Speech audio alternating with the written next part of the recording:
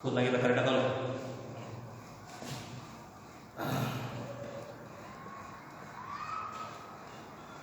नमस्कार, स्वागत है आप सबका। तो पिछले क्लास में हमने सुर की डाली का तीसरा भाग देख रहे थे। तो आज ये एकांकी समाप्त हो जाएगा क्योंकि थोड़ा सा बचा है।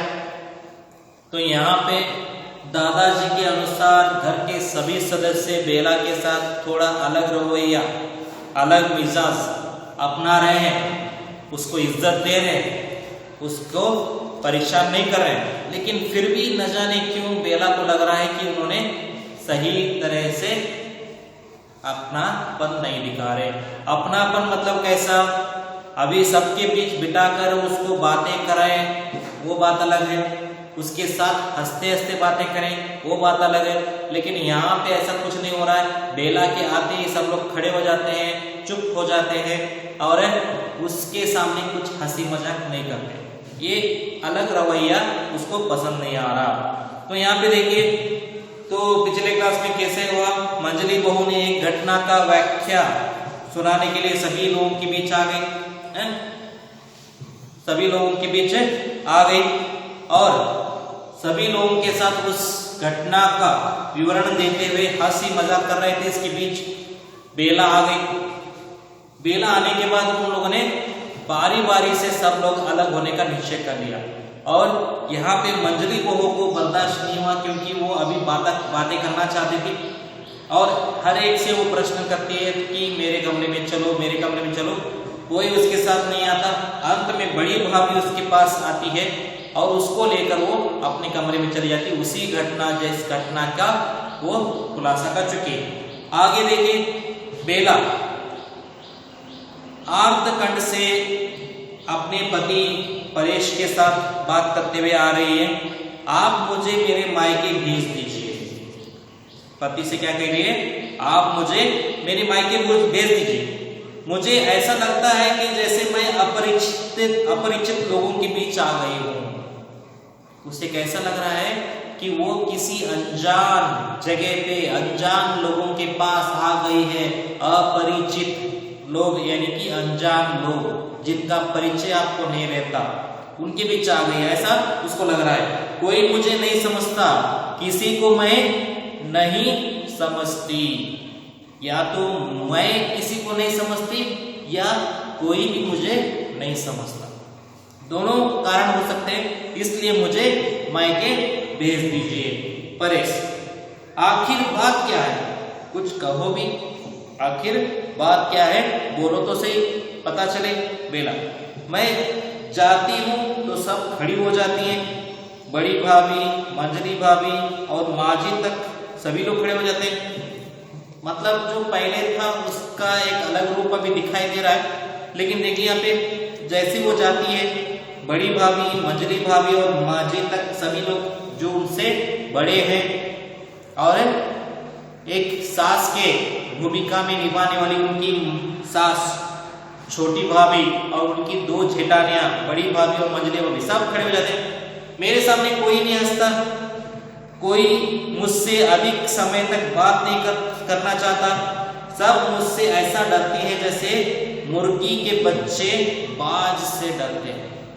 सब उसको उसके साथ हंसी मजाक नहीं करते, उसके साथ ज्यादा देर तक बात नहीं करते। सब उससे डरते हैं जैसे मुर्गी का बच्चा बाज को देख के डरता है। बाज क्या है? आकाश में उड़ने वाला एक ऐसा पक्षी जो सदैव धरती पर दौड़ने वाले छोटे निर्बल पक्षी या जीवों को खाता है। जैसे कोई भी मुर्गी का बच्चा हो या सांप का बच्चा हो या कोई भी छोटे जीवों को ज्यादातर वो बाज शिकार बनाता है। और उसके आगे देखिए क्या कहती है, अभी तक सब हंस रही थी, ठहाके पर ठहाके मारकर हंस रही थी, अर्थात जोर जोर से हंस रहे थे सभी लोग। अभी भी मैं गई तो सब ऐसे सन्न हो रहे गए जैसे भरी सभा में किसी ने चुप्पी की सीटी बजा दी। अभी समझ लीजिए, बेला का उदाहरण देखिए सही नहीं है। मैं आपको बताता हूँ कि सही कैसा होता है। अभी आप अपने दोस्तों के साथ जो जो से गप्पे लड़ा रहे हैं क्लासरूम में, एकदम से प्रिंसिपल साहब आपके क्लासरूम में आ जाए, किस तरह से आप एकदम से शांत हो जाते हैं, वैसे ही शांत माहौल बेला के आ जाने से घर वाले कर रहे हैं। तो वो सुना रही परेश, पर इसमें आगे बढ़कर कुछ कहना चाहता है लेकिन बेला रुकती है। और कोई मुझे काम को हाथ नहीं लगाने देता, कोई भी मुझे काम करने नहीं देता, सब मेरे काम को बांट लेते हैं। तनिक सा भी काम करने लगूं तो सब भागी आती हैं और मेरा काम अपने हाथ में ले लेती हैं। कि सब मेरा इस प्रकार आदर करती हैं मानो मैं इस घर में सबसे बड़ी हूं। मुझे ऐसे आदर दिखाती हैं जैसे मैं सबसे बड़ी उम्र की महिला हूं। परेश, मैं नहीं समझता तुम क्या चाहती। परेश कहता है कि मैं नहीं समझता कि तुम क्या चाहती। तुम्हें शिकायत थी कोई तुम्हारा आदर नहीं करता, अब सब तुम्हारा आदर करते हैं तब भी तुम्हें शिकायत है। पहले तुम कहती थी कि तुम्हारे कोई आदर नहीं करता, अब सब तुम्हारा आदर करते हैं फिर भी तुम शिकायत कर रही हो। तुम्हें शिकायत थी तब सबसे दबना, सब तुमसे दबते हैं तब भी तुम शिकायत कर रही हो। तुम्हें शिकायत था कि सब तुम्हें दबाते हैं, लेकिन अब सब तुमसे दबते हैं तब भी तुम शिकायत करें। तुम्हें शिकायत थी तुम सबका काम करती हो, अब सब तुम्हारा काम करते हैं फिर भी तुम शिकायत कर रही हो। आदर सत्कार आराम न जाने तुम और क्या चाहती हो। तुमने जो कुछ भी चाहा सब कुछ मिल रहा है फिर भी तुम शिकायत क्यों कर रही हो। जिस तरह का आदर, जिस तरह का सत्कार, जिस तरह का आराम वो चाहती थी वैसा ना मिलकर उससे बढ़ चढ़कर एक दिखावे का आदर, दिखावे का संस्कार, दिखावे का सत्कार, दिखावे का आराम मिले तो वो क्या करे बेचारी। तेजी से सीढ़ियां चढ़ जाता है, वो बीबी को अकेला छोड़कर खुद ऊपर चला जाता है क्योंकि हालात बदलने पर भी बीबी खुश नहीं है। बेला निठार होकर कुर्सी पर बैठ जाती है। घुस जाना यानी कि 10 जाना यानी कि बैठ जाना। न जाने मैं क्या चाहती हूँ, वो खुद नहीं जानती उसे क्या चाहिए। सिसकने लगती है, न जाने मैं क्या चाहती हूँ पर मैं इतना जानती हूँ कि मैं यह सब आदर, सबका सुख, आराम नहीं चाहती। मुझे ये नहीं चाहिए। मैं पहले अलग थी लेकिन अब अलग हूँ, लेकिन मुझे ये सब कुछ नहीं चाहिए, मुझे कुछ और चाहिए। बाहों में मुंह छुपाकर सिसकने लगती है। इंदु हाथ में कुछ मैले कपड़े लिए हुए बाहर के दरवाजे से प्रवेश करती है। इंदु वहां पर आती है, उसके हाथ में मैले कपड़े, क्योंकि वो कपड़े धोने गई है तो वहां पे वो प्रवेश करती है। इंदु, भाभी जी पूछती बेला। इसी प्रकार चुप बैठी रहती है इंदु। बेला के कंधों पर हाथ रखकर उसको हिलाकर भाभी जी, भाभी जी। बेला मुंह ऊपर करती है। इंदु, है भाभी जी आप तो रो रही हैं, आप तो रो रही हैं, आपको तो खुश रहना चाहिए, लेकिन आप क्यों रो रही हैं? बेला आंखें पोंछकर, नहीं मैं रो नहीं रही हूं, पर इंदु परमात्मा के लिए मुझे जी जी करके न बुलाओ। जो तुम जी करके लगा रही हो उस जी को हटाकर बात करो मुझे भगवान के लिए। तो इंदु कहती, लो भला ये कैसे हो सकता है? आप मुझसे बड़ी हैं और फिर आप मुझसे कई अधिक पढ़ी लिखी हैं। यहाँ पे दादाजी के अनुसार चल रहे हैं लेकिन हद से ज्यादा कर रहे हैं घरे वाले हैं। तो यहाँ पे जी का संबोधन ना लगाने के लिए बेला कहती है, तो इंदु कहती है ये कैसे हो सकता है? आप मुझसे ज्यादा पढ़ी लिखी हैं और ज्यादा होशियार भी हैं, बड़ी भी हैं, तो मैं आपको जी के ना बुलाऊं तो कैसे चलेगा? बेला, पहले तुम मुझे यूं जी जी करके नहीं बुलाती थी, पहले तो नहीं बुलाया तुमने मुझे जी जी के, भाभी जी के नहीं बुलाया, अब क्यों बुला रही हो? इंदु, मैं तो मूर्ख ठहरी भाभी जी, दादाजी ने कहा था। अब जाके असल बात पता चला घर वालों का ये रवैया क्यों बदला है। इसके बारे में खुद इंदु ने स्पष्ट किया। मैं मूर्ख थी, लेकिन दादाजी ने मुझे समझाया कि कैसे बात करना है। बेला सहसा चौंक कर, दादाजी ने क्या कहा दादाजी? इंदु, उन्होंने सबको समझाया था कि घर में सबको आपका आदर करना चाहिए। सबको बुलाकर क्या किया? दादाजी ने सबसे कहा कि सबको आपको आदर करना चाहिए, यानी कि सब लोग आपको आदर देना चाहिए। बेला, किंतु उन्होंने यह सब क्यों कहा? मैं तो कभी उनसे इस बात की शिकायत नहीं की थी। मैंने तो कभी नहीं कहा दादाजी से कि मेरी इज्जत करवाइए लेके, तो फिर उन्होंने ऐसा क्यों कहा? बेला, शायद छोटे भैया ने उनसे यह कहा था। आपने नहीं कहा, लेकिन परेश भैया ने अवश्य कहा होगा। आपका मन यहाँ नहीं लगता, आप बाग वाले कहकर रुकती है थोड़ा, क्योंकि वहां पे आगे बढ़ना चाहती है। तो बेला बीच में बात करती है। वो कहती है, भाई कह रहा था कि आपका मन यहाँ पे नहीं लग रहा, आप बाग वाले मकान पे जाना चाहती हैं। तो बेला कहती है, ओ यह बात है इंदु, दादाजी और सब कुछ सह सकते हैं, किसी का अलग होना सहन नहीं कर सकते। हम सब एक महान पेड़ की डालियां हैं, वे कहा करते हैं, और इससे पहले कि कोई डाली टूट कर अलग हो, मैं इस घर से अलग हो जाऊंगा। तो दादाजी क्या कह रहे हैं कि दादाजी समझते हैं इस परिवार के सदस्यों को एक पेड़ की डालियां, जो पेड़ है वट का वृक्ष मानते हैं, एक पीपल का पेड़ मानते हैं, तो उसके सभी डालियां एक समान पेड़ से लगी हुई होती है, कोई डाली टूटती नहीं है। टूटी हुई डाली को हम पेड़ से नहीं जोड़ते। तो यहाँ पे दादाजी किसी भी परिवार के सदस्य को अलग होना पसंद नहीं करते। अगर ऐसा हुआ तो खुद अलग होना चाहेंगे। मैं इस घर से अलग हो जाऊंगा। और उन्होंने हम सबको समझाया कि हम आपका आदर करें, काम करें और आपको पढ़ने लिखने का समय दें। आपको क्या करें?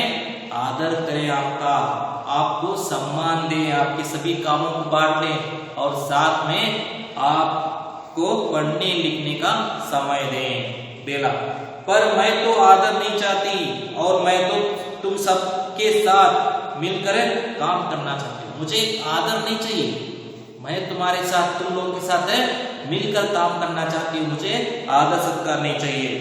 इंदु, ये कैसे हो सकता है भाभी जी? ये कैसे हो सकता है?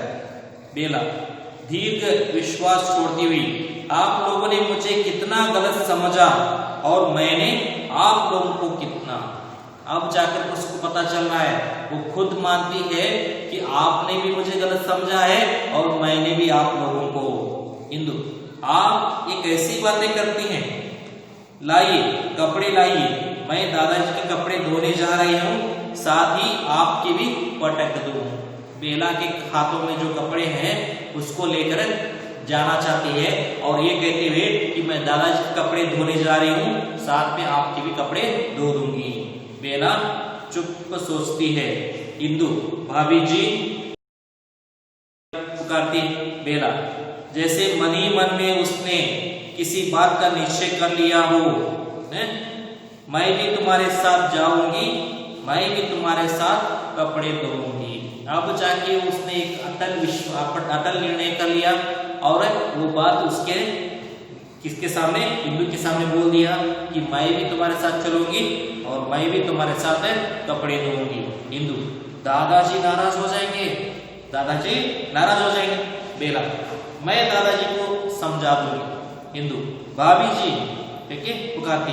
बेला, मुझे केवल भाभी कहो कहकर पुकारो मेरी प्यारी इंदु। उसको अपने तरफ कर लिया। इंदु एकमात्र लड़की थी जिसके विरोध में सभी लोग इसके विरुद्ध हो गए थे, लेकिन इंदु को उन्होंने अपने तरफ कर लिया तो समझ लो घर के सभी लोग उसके तरफ हो गए। तो इंदु को अपने तरफ कर लिया और इंदु ने भी प्यार से समझ गई और उसको भाभी कह के पुकार लिया। बेला चल कपड़े धोए, धूप निकल जा रही है, चल अब दोनों मिलके कपड़े धोते हैं। इंदु पर आपके कपड़े कह के वो कहती है। दोनों चली जाती हैं। कुछ क्षण बाद बरामदे में कपड़े धोने का शब्द सुनाई देता है जो दोनों मिलके धो रहे हैं। दादा गैलरी की ओर से हुक्का गुड़गुड़ाते हुए मल्लू का हाथ पकड़े प्रवेश करते हैं। मल्लू उनका पोता है छोटा, उसका हाथ पकड़ के वो हुक्का गुड़गुड़ाते हुए बाहर आते हैं। दादा हाँ बेटा मेले में जाएंगे, जो तू कहेगा वही खिलौना लेंगे। मल्लू मेले में जाने की बात कर रहा है, उसको सांत्वना दे रहे हैं कि हम मेले में जाएंगे और जो तू कहेगा वही खिलौना खरीदेंगे। सहसा एकदम से बाहर दरवाजे पर जाकर एकदम से खड़े हो जाते हैं, चौंक कर, क्योंकि वहां से उनको बेला और इंदु दोनों कपड़े धोते हुए नजर आते हैं। दादा आश्चर्य से एकदम आश्चर्य होकर छोटी बहू तुम कह के पुकारते हैं। इंदु बाहर से मैं तो बहू तेरा कहा पर भाभी नहीं मानी। मैंने बहुत समझाया भाभी को लेकिन भाभी नहीं मानी, कपड़े धोने के लिए आ गई। दादा छोटी बहू इधर आओ बेटी, उसको बुलाते हैं। शर्माई हुई बेला दरवाजे के पास आकर खड़ी हो जाती है, क्योंकि दादा घर की बुजुर्ग है, उनके सामने घर की पोताहू यानी कि पोते की बीवी एकदम से कैसे आ सकती है। वो आकर दरवाजे के पास खड़ी हो जाती है, बाहर नहीं आती पूरा है। और दादा कहते हैं बेटा कपड़े धोना तुम्हारा काम नहीं है, पढ़ लिख कर। वो आगे कहना चाहते हैं। इंदु फिर से बीच में आती है और कहती है कि मैंने बहुत समझाया फिर भी भाभी नहीं मानी। फिर दादा एकदम से बिगड़ जाते हैं और इंदु को ऊंचे स्वर से बोलते हैं, इंदु तुझे इतनी बार कहा फिर भी आदर से भाभी जी कहो उनको कह के समझाना चाहते हैं। तभी बेला कहती है आखिर में एक वाक्य एक थोड़ा सा कहती है जिससे एक कहानी स्पष्ट हो जाती है कि भावावेश में दादाजी आप पेड़ से किसी ढाली को टूटकर अलग होना पसंद नहीं करते, पर क्या ये पसंद करेंगे कि लगी लगी ढाली अर्थात पेड़ से ही लगकर कोई ढाली वहीं पर सूख कर मुरझा जाए। क्या ऐसा हो सकता है कहकर वो चुप हो जाती है और सिसक उड़ती है, रोने लगती है। हुक्का पीने वाला दादा एकदम से खामोश हो जाता है और पर्दा सहसा गिर जाता है। अर्थात यहाँ पे स्पष्ट कर दिया बेला ने कि जो बदलाव आप करना चाह रहे हैं उस बदलाव से डाली तो अलग नहीं होगी, लेकिन वहीं पे डाली रहकर सूख कर मुरझा जाएगी। तो वो भी एक तरह से टूटी ढाली की तरह ही है, टूटने वाली ढाली की तरह ही है। इससे अच्छा है कि आप किसी तरह का परिवर्तन करे बिना सामान्य तौर पर जीवन व्यतीत करेंगे तो सब कुछ ठीक हो जाएगा। हद से ज्यादा कुछ बदलाव करने चाहेंगे तो रिश्ता बनने के बजाय बिगड़ जाएगा। यहाँ पे बेला समझदार थी, पढ़ी लिखी थी, इसलिए उसने क्या किया, दादाजी को समझ लिया, घर के सभी लोगों को समझ लिया और उनके अनुसार अपने आप को बदल दिया। यहाँ पर ये नाटक समाप्त होता है। आशा करता हूँ आपको समझ में आया होगा। कल हम दूसरे अध्याय की तरफ बढ़ेंगे, कुछ और लेकर आपके सामने प्रस्तुत होंगे। एक नई कहानी मन्नू भंडारी के जीवन से जुड़ी हुई एक कहानी यह भी, उसमें मन्नू भंडारी अपने जीवन से संबंधित कुछ वाक्यांश को दोहराती हैं, तो उसको लेकर हम कल फिर आपके सामने उपस्थित होंगे। तो आज के लिए इतना ही, कल मिलते हैं। धन्यवाद।